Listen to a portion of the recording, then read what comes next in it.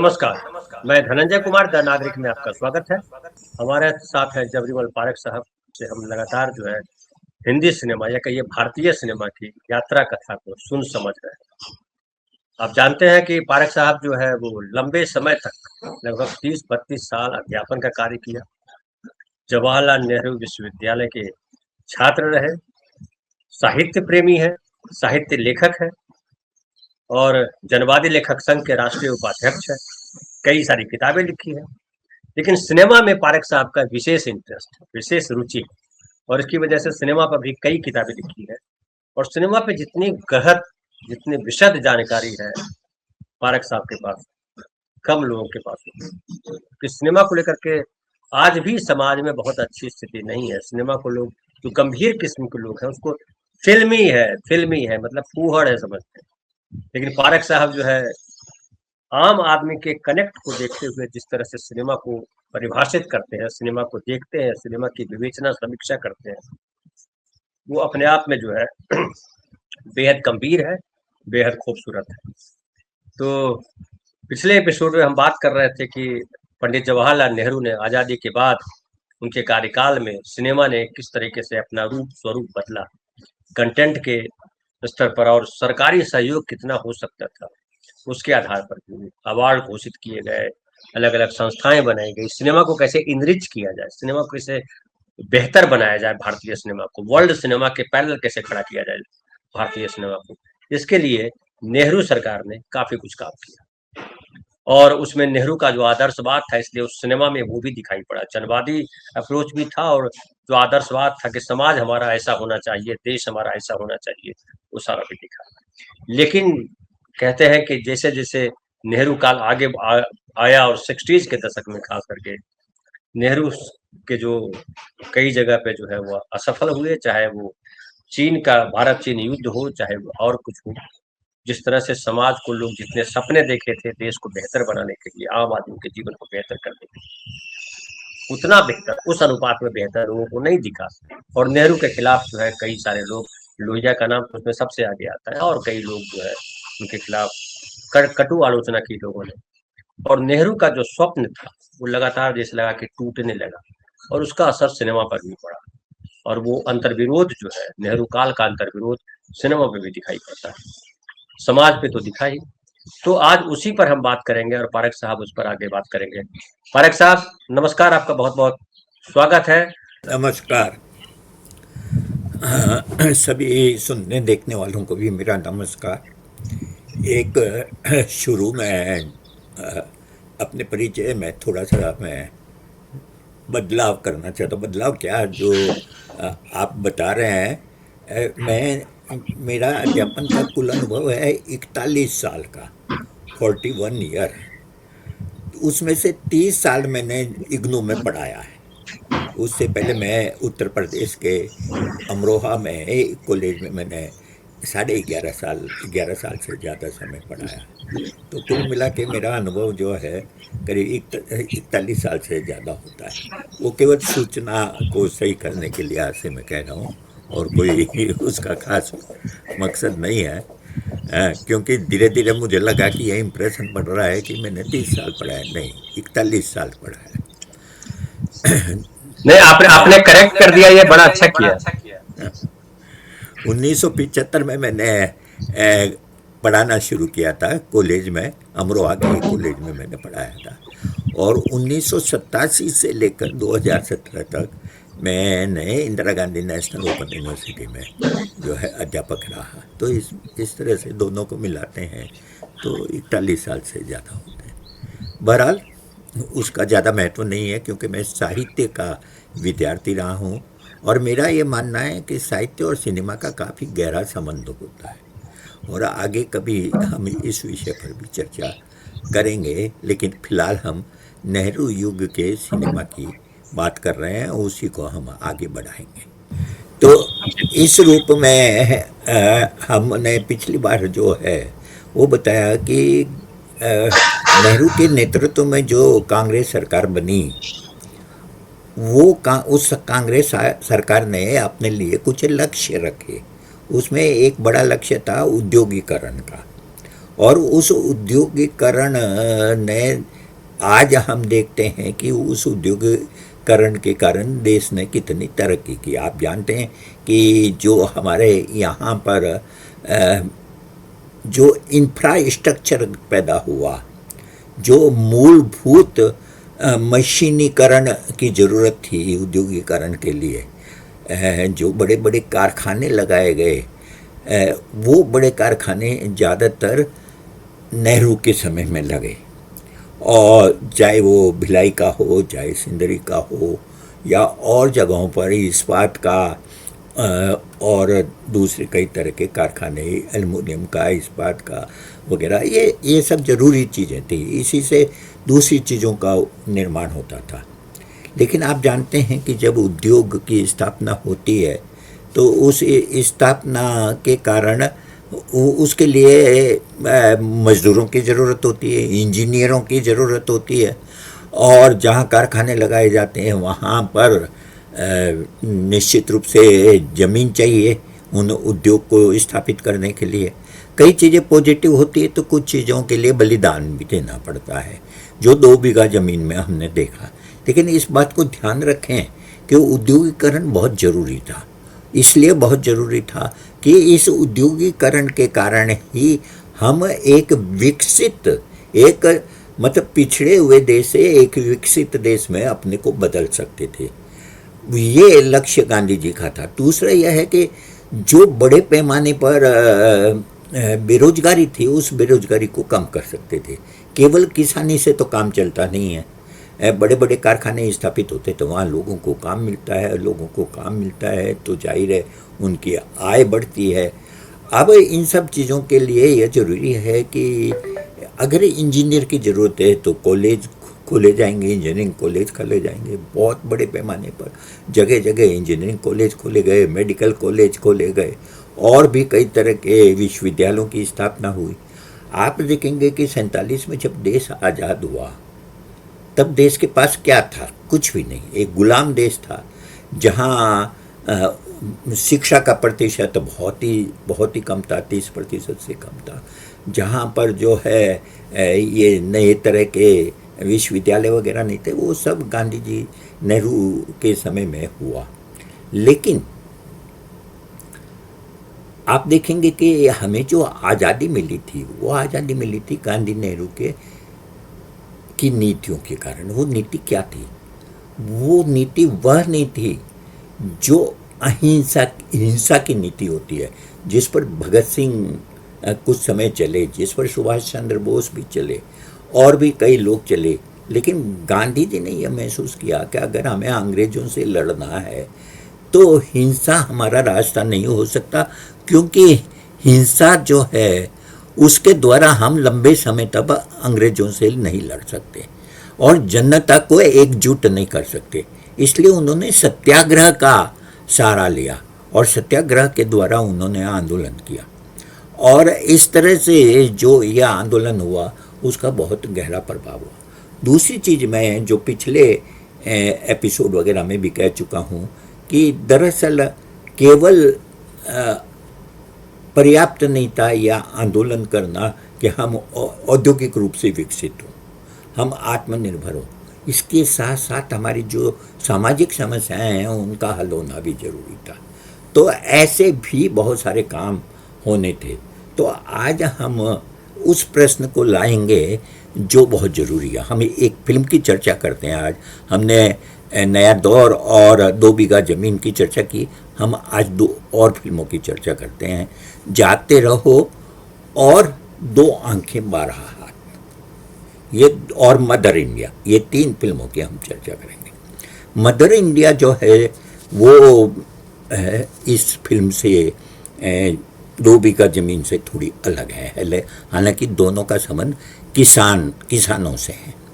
2 बीघा ज़मीन में हमने देखा कि किसान के सामने समस्या ये थी कि वो एक जमींदार का कर्जदार था और ज़मीन का कर्ज नहीं चुका पाने के कारण ज़मीन उससे छीन ली जाती है और वहाँ पर एक कारखाना स्थापित हो जाता है। ये जो किसान है शंभू में, तो ये बेरोजगार हो जाता है। लेकिन मदर इंडिया की कहानी अलग है। मदर इंडिया की कहानी यह है कि एक गांव है, किसान है वहाँ पर, और उस किसान के पास अपनी खेती है, लेकिन किसान जो है कर्ज में डूबा हुआ है। सुखी लाला करके गांव का एक महाजन है जिसके पास में उनका बहुत सारा कर्ज है, और उसकी ज़मीन उससे छीन ली जाती है। थोड़ी सी ज़मीन ऐसी पड़ती ज़मीन रहती है जिस पर खेती करना बहुत मुश्किल होता है। फिर भी वो बची हुई ज़मीन पर खेती करने की कोशिश करते हैं। किसान जो है राधा का पति, राधा इस फिल्म की नायिका है, तो नरगिस ने उस भूमिका को निभाया। वो एक पत्थर को निकालते हुए उसके पति के दोनों हाथ, राजकुमार ने उस भूमिका को निभाया था, वो दोनों हाथ उस पत्थर के नीचे आ जाते हैं और वो हाथ जो है बिल्कुल बेकार हो जाते हैं, उससे वो काम नहीं कर सकता। अब उसकी जगह राधा को काम करना पड़ता है। ये किसान जो है वो बहुत निराश हो जाता है और एक दिन घर से निकल जाता है। इस राधा के 3 बच्चे होते हैं, उसे अकेले ही अपने बच्चों का पालन पोषण भी करना है, और उस जमीन को, जो बिल्कुल एक बंजर सी जमीन है, उसको खेती के अनुकूल ढालना भी है। ये एक बहुत बड़ी चुनौती उसके सामने। इसीलिए इस फिल्म को जो है मदर इंडिया नाम दिया गया। ये जो सुखी लाला किसान है ये दबाव डालता है 2 तरह से। एक तो यह है कि वो चाहता है कि ये जो राधा है इसका वो एक्सप्लॉइट करे, और दूसरा यह है कि उसकी ज़मीन अमीन छीन ले। लेकिन राधा दृढ़ता से संघर्ष करती है। एक बच्चा उसका मर भी जाता है, 2 बच्चे उसके रहते हैं, और वो लगातार मेहनत करके अपना जो है न केवल खुद का और अपने परिवार का पालन पोषण करती है, बल्कि गांव के लोगों को भी प्रेरणा देती है। खास बात यह है कि देश अब आज़ाद हो चुका है और किसानों को उम्मीद है कि अब हम जो है कुछ कर सकेंगे, और इसलिए वो गांव के लोगों को संगठित भी करती है। गांव में खेती अच्छी तरह से हो, इसलिए एक नहर भी निकाली जाती है। फिल्म जो ख़त्म होती है वो वहीं होती है जब गांव के अंदर नहर आती है, और उस नहर का उद्घाटन राधा के, जो राधा अब वृद्ध हो चुकी है, काफ़ी बूढ़ी हो चुकी है, उसके हाथों से होती है। इस राधा के जो 2 बेटे हैं, जिसमें से ये एक बेटे की भूमिका राजेंद्र कुमार ने निभाई है, और दूसरी भी भूमिका जो है वो सुनील दत्त ने निभाई है। सुनील दत्त का नाम ही फिल्म में बिरजू होता है। वो उसे ये सब याद है कि उसकी माँ के साथ सुखी लाला ने क्या किया, किस तरह से उसका शोषण करने की कोशिश की, किस तरह से परेशान किया, किस तरह से उनकी पैदावार छीन ली उसे, और वो उसका बदला लेना चाहता है, और वो एक तरह से डाकू सा बन जाता है। उस समय तो नक्सली आंदोलन नहीं आया था, लेकिन वो डाकू बन जाता है और वो मारना चाहता है सुखी लाला को और उसके परिवार के लोगों को। और ये जो राधा है, जिसे फिल्म में मदर इंडिया कहा गया है, भारत माँ कहा गया है, वो हिंसा के रास्ते को नहीं चुनती। वो कहती है कि नहीं, वो ये जो सुखी लाला की बेटी है, ये गांव की बेटी है, और तुम न तो उसका अपहरण कर सकते हो और न सुखी लाला को मार सकते हो, ये गलत है। और वो इस हिंसा के खिलाफ अपने बेटे को ही मार डालती है। तो एक तरह से ये फिल्म यह आदर्श रखती है हमारे सामने कि हिंसा अब हमारा रास्ता नहीं हो सकता। अगर हमें तरक्की करनी है, हमें विकास करना है, तो अहिंसा का जो गांधी का रास्ता है उसी से हम तरक्की कर सकते हैं। और इस तरह से मदर इंडिया जो है हमें संदेश देती है कि मिलजुल कर आपस में, अगर हम मार्क्सिस्ट भाषा में कहें तो वर्ग सहयोग की नीति पर चलें, हम एक दूसरे की मदद करें। आप जानते हैं कि नेहरू ने जो है नीति अपनाई थी, वो नीति थी वर्ग सहयोग की, यानी कि एक जिसे हम कहें तो मिश्रित अर्थव्यवस्था की। उन्होंने पूंजीवाद का रास्ता अपनाया, लेकिन पूरी तरह से नहीं। उन्होंने वह रास्ता अपनाया जिसमें कि बड़े कारखाने जो है वो सार्वजनिक क्षेत्र में हो, और बाकी जो कारखाने हैं उसमें पूंजीपतियों का भी सहयोग लिया जाए। तो इस तरह से ये काम किया उन्होंने। ये वर्ग सहयोग की नीति कह सकते हैं इसे, एक ऐसी नीति जो भारत जैसे देश में जिसके पास में कोई संसाधन नहीं थे, वहाँ पर यही रास्ता बेहतर हो सकता है, क्योंकि एक समाजवादी व्यवस्था अपनाने के लिए जो संसाधन हमारे पास होने चाहिए वो नहीं थे। आपने देखा होगा कि नेहरू ने सोवियत संघ से काफ़ी मदद ली और उसकी मदद से हमने कई बड़े बड़े कारखाने लगाए। तो इसी तरह से एक और चीज़ जो सोवियत संघ से उन्होंने सीखी वो है एक योजनाबद्ध ढंग से देश का विकास करना। ये जो पंचवर्षीय योजनाएं बनाई गई, उस पंचवर्षीय योजना का मतलब यही था कि आगे 5 साल देश को किस दिशा में ले जाना है, क्या क्या करना है, और ये पूरा एक ब्लूप्रिंट बनाया जाता था और उस ब्लूप्रिंट के अनुसार देश विकास करता था। ये जो योजनाबद्ध ढंग से विकास करने की जो नीति है वो नेहरू ने सोवियत संघ से ली थी। तो इस तरह से आप देखेंगे कि ये बहुत महत्वपूर्ण है और ये तभी हो सकता है जब देश में शांति रहे, अमन रहे, भाईचारा रहे, एक दूसरे के साथ सहयोग करें हम, और इसी नीति पर चलने को। और इसलिए कि जो हमारी समस्याएं हैं हम उन समस्याओं को मिलजुल कर हल करें।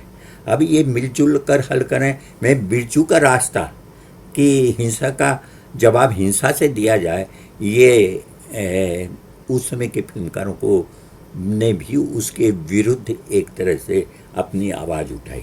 दूसरा उदाहरण मैंने एक बार पहले भी दिया था, वो था 2 आंखें 12 हाथ का।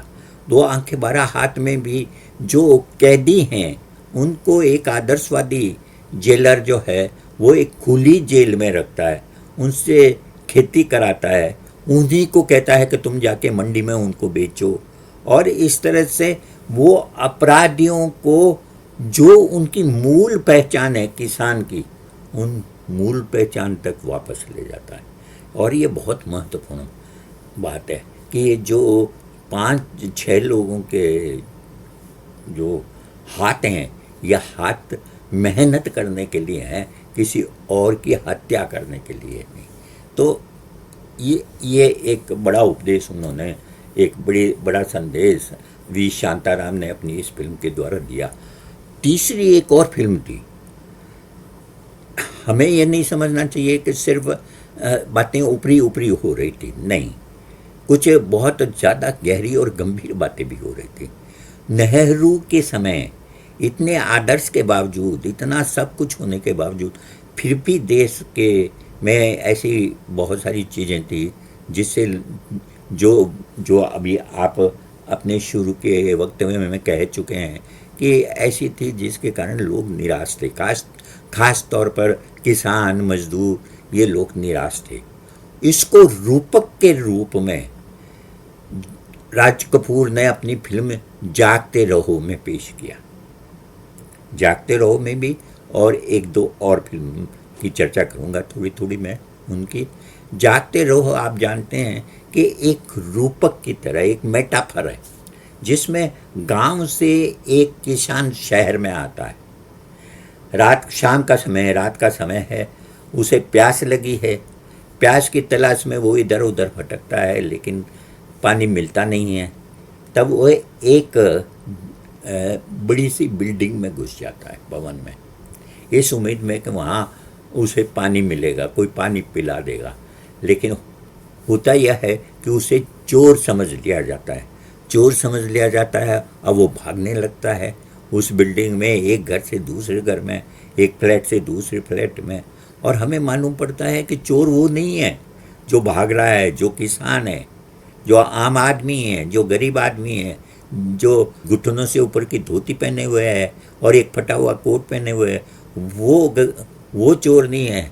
लेकिन उस बिल्डिंग के घरों के अंदर हर तरह के अनाचार, अत्याचार और अपराध हो रहे हैं।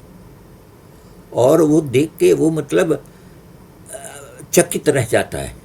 वो सोचता है कि कहाँ वो एक घूंट पानी के लिए इधर से उधर भटक रहा था, लेकिन उसके सामने एक बिल्कुल दूसरी तरह की दुनिया आती है। ये जो रूपक था ये फिल्म जो है राज कपूर ने बनाई थी। राज कपूर ने उस किसान की भूमिका निभाई थी जो बहुत गरीब है और जिसे एक घूंट पानी भी नहीं मिलता है, लेकिन उसके माध्यम से, उसके एक जगह से दूसरी जगह दौड़ने के माध्यम से उसे लगता है कि ये जो नगरीय शहर है जो हमारे सामने, वो नगरीय शहर में ऊपर से भले कुछ भी दिखता हो, लेकिन अंदर से वो कितना खोखला है, उसमें कितने तरह के अपराध है जो, और इसके प्रति जागरूक हुए बिना, इन अपराधों के प्रति, इन गलतियों के प्रति जागरूक हुए बिना हम आगे नहीं बढ़ सकते। इसलिए आप देखेंगे कि इस फिल्म का नाम है जागते रहो। रात के अंधेरे में क्या क्या पाप होते हैं, और उन पापों के प्रति, उन अपराधों के प्रति हम अगर सजग नहीं होते तो हम कभी भी आगे नहीं बढ़ सकते। तो इस तरह से आप देखेंगे कि ये जो पीरियड था, इस पीरियड में हिंसा के सवाल को भी, जो हमारे समाज के अंदर जो कई तरह की ऐसी अपराध छुपे हुए थे, उन अपराधों के प्रति भी ये जागरूक रहने की कोशिश की।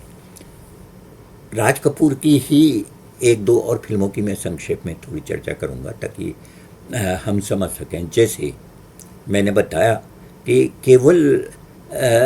केवल इससे हम तरक्की नहीं कर सकते कि लोगों को रोज़गार मिल जाए। आगे आने वाली जनरेशन है, उनके लिए हम क्या कर रहे हैं, इसको उन्होंने अपनी 2 फिल्मों के माध्यम से बताया। एक बूट पालिश और एक अब दिल्ली दूर नहीं। बूट पालिश में 2 बच्चे हैं, एक भाई बहन, जो भीख मांग कर गुजारा कर रहे हैं। उनके माँ मर चुकी है, पिता जो है जेल में बंद है, अपनी चाची के पास रहती है। चाची भी जो है वो अपना शरीर बेच के अपना गुजारा चलाती है और अपने इन भतीजियों के माध्यम से भीख मांगती है। जिस झोपड़पट्टी में वही ये लोग रहते हैं, वहाँ पर एक जॉन चाचा हैं जो खुद शराब बनाते हैं, अवैध शराब, लेकिन जो बच्चों को ये उपदेश देते हैं कि तुम भीख मांगो, मेहनत का काम करो, पढ़ाई करो। ये बात उन बच्चों के दिमाग में बैठ जाती है कि हमें भीख मांगने की बजाय मेहनत करनी चाहिए, और मेहनत भले हम बूट पालिश ही करें, वो भी मेहनत का 2 पैसा जो है वो ज़्यादा बेहतर है बजाय कि किसी और के सामने हाथ फैलाएं। ये आप देखिए 1954 की ये फिल्म है, कितना बड़ा संदेश इसके माध्यम से दिया गया। और ये संदेश दिया गया कि ये जो भीख मांगने की प्रवृत्ति है, मतलब देश आज़ाद हो गया है, नेहरू वगैरह ये सोचते थे कि जी क्यों कोई भीख मांगे, मेहनत करके लोग गुजारा करें, लेकिन मेहनत तो तभी करेंगे ना जब रोज़गार मिलेगा। तो ये इन बच्चों के माध्यम से ये दिया गया कि काम कोई भी हो, कोई काम छोटा नहीं होता। और ये बच्चे जो हैं बूट पालिश करते हैं, और बाद में फिल्म ये एक तरह से सुझाव देती है कि ऐसे बच्चों को, उन लोगों को गोद ले लेना चाहिए जिनके या तो बच्चे नहीं हैं या कम बच्चे हैं। अगर ये जो थोड़े संपन्न लोग हैं वो इन गरीब बच्चों को गोद लेकर उनकी पढ़ाई लिखाई की व्यवस्था कर दें तो हमारे यहाँ पर भीख मांगने की, गरीबी की समस्या खत्म हो सकती है। इस फिल्म के अंदर मुख्य रूप से यही संदेश दिया जाता है। एक परिवार जो है इन दोनों बच्चों को गोद ले लेता है, उन्हें भूख से भी, भीख से भी मुक्ति मिलती है, और सबसे बड़ी बात है कि उनको शिक्षा भी प्राप्त होती है। इसी तरह से एक और फिल्म बनाई थी राज कपूर ने। राज कपूर का वो जो दौर था 50-60 का, वो बहुत ही शानदार दौर रहा। अब दिल्ली दूर नहीं, जहाँ पर एक मजदूर को जो अपराध उसने नहीं किया था, उस अपराध के लिए फांसी की सज़ा दे दी जाती है, और कोई सुझाव देता है उसके बेटे को, जो बेटा है 10-11 साल 12 साल का, उसे सुझाव देता है कि तुम्हारे पिता को की सज़ा अगर कोई माफ़ कर सकता है तो जवाहरलाल नेहरू कर सकते हैं, जो हमारे प्रधानमंत्री हैं। तो वो अपने गांव से नेहरू जी से मिलने के लिए दिल्ली जाता है। और ये फिल्म जो है इस बच्चे की उस यात्रा की कहानी है कि किस तरह से अपने गांव से वो नेहरू जी तक पहुंचता है। रास्ते में जिन्होंने वास्तव में हत्या की होती है वो इस बच्चे का अपहरण करना चाहते हैं, उसे मारना चाहते हैं, लेकिन वो लगातार कुछ ऐसे ही मजदूरों के सहयोग से वहाँ तक पहुँचता है, नेहरू तक अपना संदेश पहुँचाता है, मुकदमा वापस चलता है और उसका पिता जो है वो उस अपराध से जो किया नहीं था उसको उस अपराध से उसे मुक्ति मिलती है। अब आप सोचिए, एक और फिल्म में कि मैं थोड़ा सा उल्लेख कर दूं, जिस देश में गंगा बहती है। उस समय डाकुओं पर बहुत फिल्में बनी। जिस देश में गंगा बहती है राज कपूर ने बनाई। गंगा जमुना जो है दिलीप कुमार के नायकत्व में बनी, जिसका प्रोड्यूसर भी दिलीप कुमार थे। मुझे जीने दो सुनील दत्त ने बनाई। और इसके माध्यम से उन्होंने कहा कि ये जो डाकुओं का जीवन जीते हैं इन्हें सामान्य नागरिक की तरह जीना चाहिए, हिंसा कोई रास्ता नहीं हो सकता। ये आपको ध्यान हो तो 50-60 के दशक में सर्वोदय आंदोलन जो गांधीवादियों का आंदोलन था, उन्होंने इन डाकों के बीच में जाके काम किया और सरकार से भी बात की और ये संदेश दिया कि अगर आप लोग अपना ये जीवन छोड़ दें डाकुओं वाला तो सरकार आपकी सज़ा माफ़ करवाएगी और आपका पुनर्स्थापन किया जाएगा। और आपको ध्यान हो तो उस समय में बहुत डाकुओं को बहुत बड़े पैमाने पर जिन्होंने आत्मसमर्पण कर दिया था उनका पुनर्स्थापन किया गया, उनको जो है ज़मीन दी गई उन जीवन यापन के लिए। तो मेरे कहने का मतलब है कि ये सारी जो समस्याएं हैं उन सब समस्याओं के प्रति जो नेहरू के समय में देश जिनसे पीड़ित था और जिसको कैसे हल किया जाए उसके बारे में सोचा जाता था और कदम उठाए जाते थे। ऐसा नहीं है कि ये जो फिल्में बन गई ये ऐसे ही बन गई, ये सिर्फ इन फिल्मकारों की अपनी कल्पना थी, नहीं, ये उस समय उठाए गए कदम थे जो सरकार ने उठाए थे। कुछ में कामयाब हुए, कुछ में नहीं भी हुए हैं। और लगातार फिल्मकारों ने ये फिल्में बनाई, आलोचना भी की सरकार के कदमों की। जैसे कि मैंने आपको जागते रहो की चर्चा की है, तो जागते रहो एक तरह से वो मेटाफर रूपक है ही इसलिए क्योंकि इतने परिवर्तन के बावजूद भी कुछ लोग अब भी गलत कामों में लगे हुए थे। प्यासा में हम देखते हैं इस चीज़ को। तो कहने का मतलब है कि अगर पूंजीवाद का रास्ता अपनाया है तो उसके अंतर्विरोध भी होंगे। ये संभव नहीं है कि सब कुछ ठीक ठीक हो जाएगा, लेकिन अंतर्विरोधों को भी रखना और देश ने जो सही कदम उठाए हैं उनको भी रेखांकित करना। जैसे श्री 420 में मकान की समस्या को लेकर लोगों के पास मकान नहीं है तो ये सहकारी समितियां बनाकर मकान बनाया जाए जिसमें सरकार भी सहयोग करे, या आइडिया दिया गया श्री 420 के माध्यम से। लेकिन श्री 420 ने खुद से नहीं सोचा था, ये उस समय नेहरू ने कोऑपरेटिव सोसाइटीज़ बनाने का, सहकारी समितियां बनाने का प्रस्ताव किया था और बहुत क्षेत्रों के अंदर ऐसी सहकारी समितियां बनी थी। कहने का मेरा तात्पर्य सिर्फ यह है कि ये जो फिल्में इस युग की है, इस युग की फिल्मों को अगर हमें समझना है तो हमें नेहरू युग में जो विकास का रास्ता अपनाया गया था उसकी शक्ति और उसकी सीमा को समझना होगा और उस शक्ति और सीमा दोनों के प्रति ईमानदार रहते हुए इस दौर के जो फिल्मकार थे, चाहे वो बिमल राय हों, चाहे राज कपूर हो, चाहे महबूब हों और दूसरे बहुत सारे अमीर चक्रवर्ती हों, कई सारे जो फिल्मकार थे उन्होंने जो फिल्में बनाई वो फिल्में एक तरह से उस युग का आईना थी और वो इससे हम समझ सकते हैं कि फिल्में कितनी बड़ी भूमिका निभा सकती हैं। धन्यवाद।